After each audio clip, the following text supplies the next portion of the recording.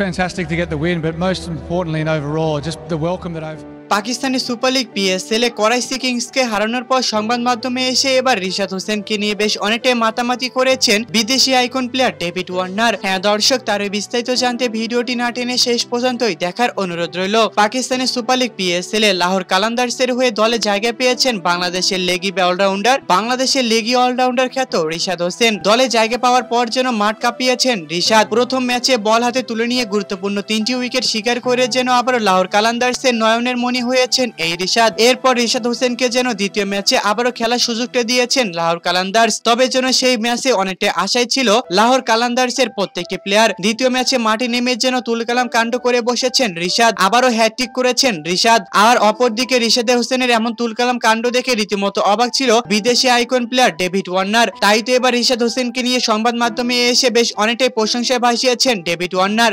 তিনি বলেন, আমি কখনো ভাবিনি যে আমরা একটি স্পিনার বলারের কাছে হেরে যাব।